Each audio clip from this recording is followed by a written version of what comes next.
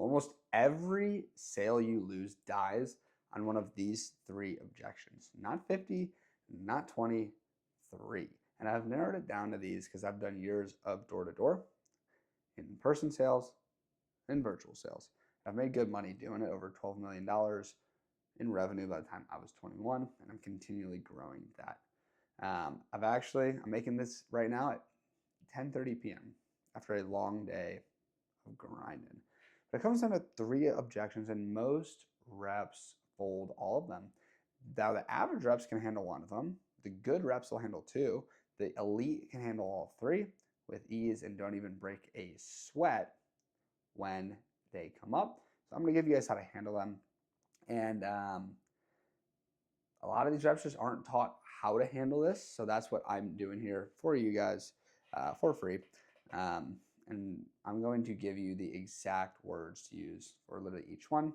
Just for context, I have a stutter and this still works. So I'm going to stutter in this. I'm not going to cut it at all. I'm not going to do a bunch of takes. It's going to be one take, stutter included, everything, because that's what I do to actually close deals. Like, I have a stutter. So it'll come up, it might not.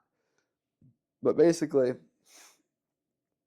I'm going to give you the exact language on how to handle this stuff. So the most common objection is I need to think about it. I need to think about it is number one, and it's the most common soft no, because it's almost never about actually spending time to think about it. Never about actually thinking about it. They don't need to think about it. Usually, if they need to think about it, it's because they have an objection that you haven't handled that they're not going to bring up to you because they don't want to. So,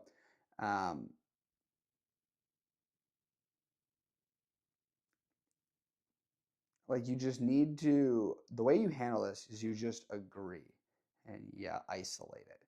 How I do it, because I've been doing this for quite a while, I can confidently tell them, man, I've been doing this for quite a long time now, years to be exact. And usually when a person tells me they need to think about it, they don't actually need to.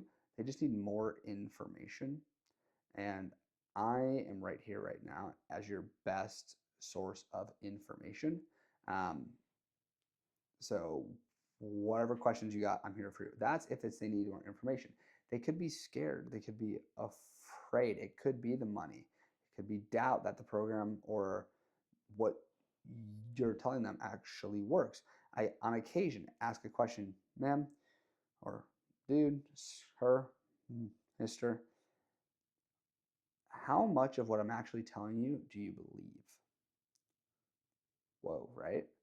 Because then they're like, hold on, I believe everything. Or they may be, well, I just don't. And then I tell you it. Whatever you can do to get it out of them without just asking them, well, what do you need to think about? That's what the average guy does, and they just lose it. So, like, on occasion, it could be the money. And that's why you got to use tonality and just be like, all right, sir, well, just between like you and I here, do you think it's more of the money or just the timing of this? Because this is just between you and I right now. Just us girls, if you will.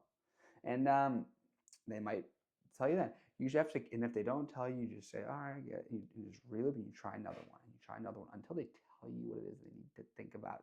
Because if they don't hang up the call, if they don't leave the Zoom room, if they don't close the door on you, you don't do that first. You don't just walk away. You got to get that out of them. So this always beats trying to chase it out of them. You have to ask questions because usually it's the money, the timing, doubt, or just trust, right? So the next objection, I have them written out here. Number two is it's just too expensive, right? When a person asks me or brings up, if I'm like, right, I get past that and they're like, well, I just think it's too expensive. It's the money. Depends what you're doing, right? Depends on the offer. It depends if it actually is too expensive. If the product you're offering, like let's say it's an actual product, pest control, internet. If the internet is actually too expensive compared to what they have, and you're not putting them in a much better spot, the speed won't be higher, it's just more money, well then you don't sell it, you walk away, right? But let's say hypothetically yours is a better deal, or it's a program, right? Where let's say it's a coaching program, training program, personal development, recruiting a person, they have to move, whatever, right? And they're like, this is all too expensive. It's too expensive is not a no, I'm not interested. It is. If it were a no, they would just walk away. But that's not. It Here's what it's too expensive really means. It means I want in. I'm just not sure if it's worth it yet, right?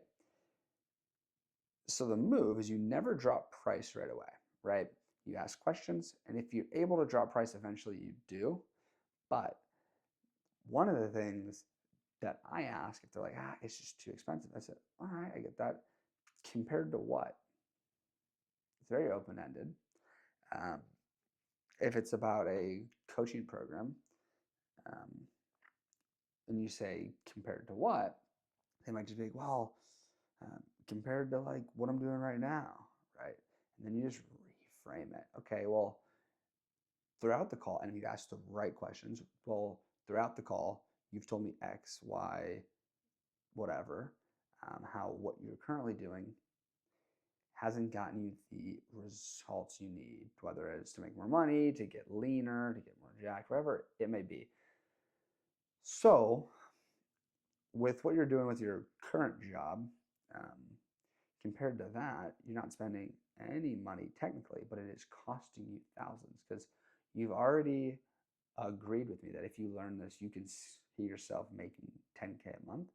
Right now, you're making 3K a month. So, compared to that, compared to what you are currently doing, I'm not asking you to spend thousands of dollars a month.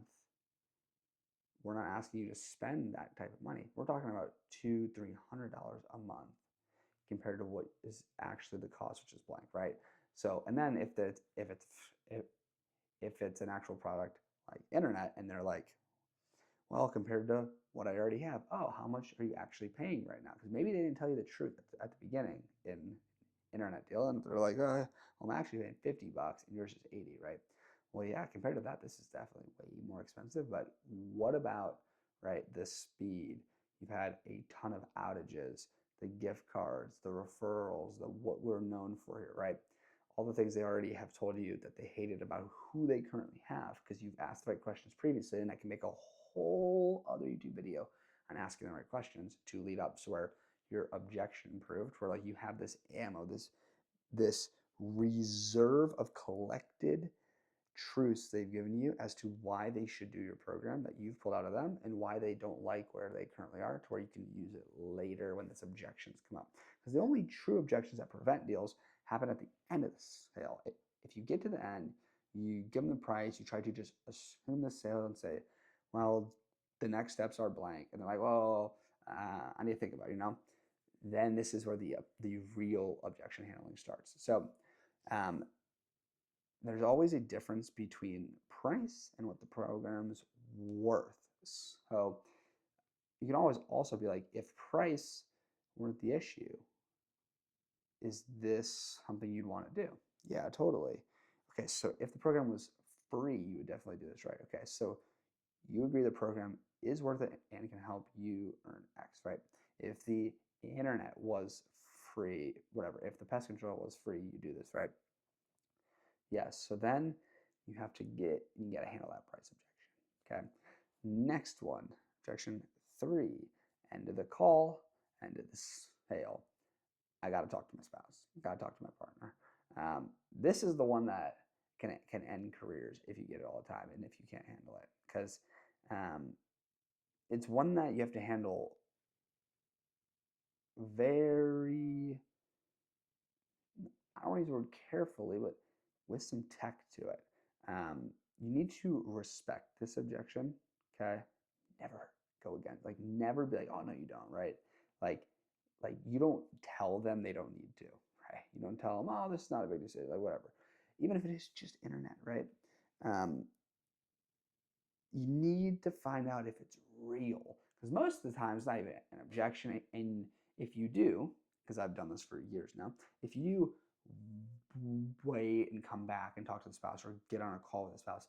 Typically, the spouse is just like, yeah, like he actually handles this. I trust him. I don't know why he told me that, right? And they're like, oh shoot. On occasion, it can be real though, but you need to respect that, right? And one of the things that I ask is like, all right, I get it. If it were just up to you though, would you move forward, right? You ask that question. If it's yeah, if they say yeah, it's up to me, I would move. Like if it's up to me, I would do it, right? If they tell you like yes to that, then it's not the spouse, right? It's a hidden concern. You haven't handled that. You have to probe. You have to ask the right questions to find the hidden concern. So really, there's really only two objections. There's if the person has the money, they're just scared. It's a scaredy cat objection. They're just scared. It's not going to work. They're scared to spend the money and lose it. It's just the scaredy cat news. And or there's a real objection, like, yo, I actually can't do this. Or not, I'm broke. I don't have the money. Like I don't trust. Like there's a thing there, right? So it's really just one of the two. And once you know you can just isolate that, and you already have the ammunition built up of reserves of like, dude, your wife or your husband is going to actually be extremely proud of you, like if you do this, or like, do you really think if this is internet, right? Let's just do that because it's extremely easy to do. Like, ma'am, do you really think your husband would be mad at you if you told him you got him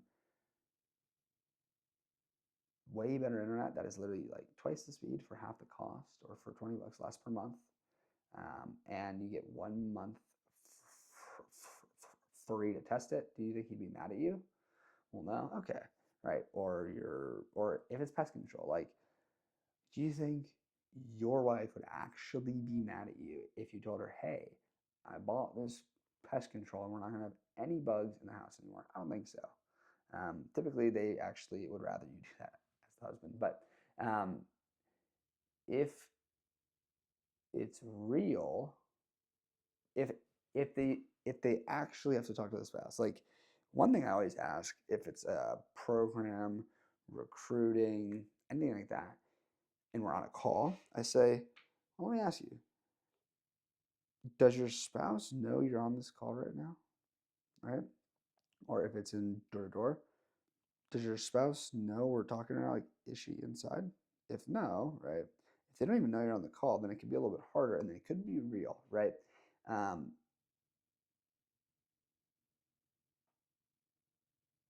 like, if it is a real objection where it's like you actually have to go talk to them, they're down, but they literally have to go talk to them because they always do this kind of thing. They always make decisions. You literally like arm them and prep them and be like, okay, when you do go talk to them, because you want to do this, right? You get the confirmation. Yes. What benefits are you going to explain to like him or her to get her to want to do this along with you, or to get her or him on board with this, right? You arm them and you actually prep, like you literally train this guy as if he's a rep to go in and close the spouse. Um, every to like wrap this all up, every objection is just a question in disguise, not a wall. And the reps who win this game, guys, they're not pushier. They're just calmer, and they know the words, they know the questions to ask, and they've already teed up the deal enough. They teed it, they put it on a tee, like in baseball, where no matter what, you're not going to miss that ball unless you're a really bad blow. Like you create the tee with asking the questions and getting the AO and getting the ammunition of why they want to do this and why they hate where they're currently at. So you tee up so much, no matter what, you have that ball on a tee, and you can't miss at that point. So the reps are calmer, they know the words, they know the questions.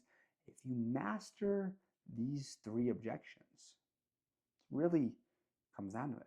You'll outclose way more, like,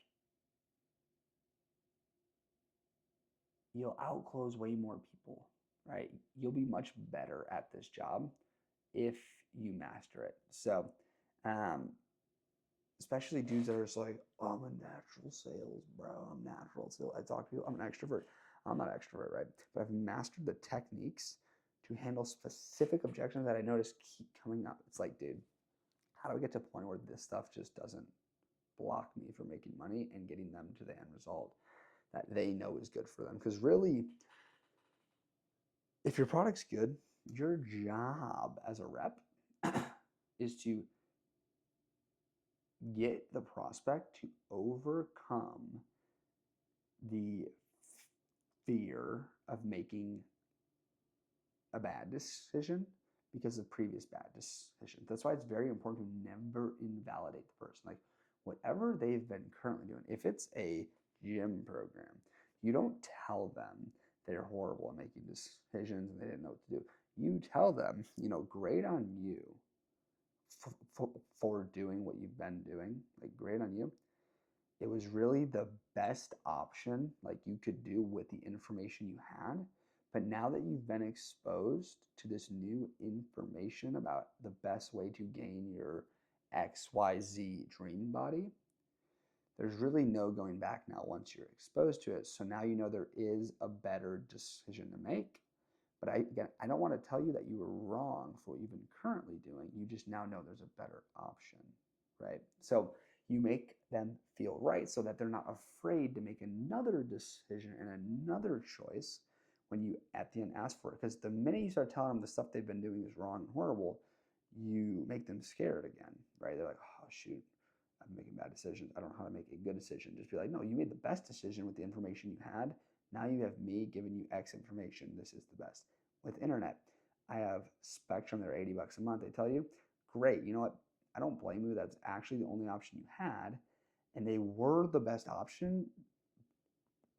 But in the past 2 months, there's just became a new but best option that came out or whatever, right? And when you do it like that, at the end of it, they're not scared because that's really what it is. They're either like scared or there's a real thing blocking the sale. There's really only two. So drop a follow or subscribe for more content like this because this is straight bars. This is straight heat that has helped me make money. And there's not a lot of people watching these yet, but the ones that are and actually take and apply this stuff and like watch this content like it's a training and with a notebook and like take this and apply it are going to have an edge on their peers, right? It's all player versus player. So drop a follow. I'll even put my calendar link in the description below to book a call to get help, advice, guidance, whatever you need. So drop a follow, subscribe.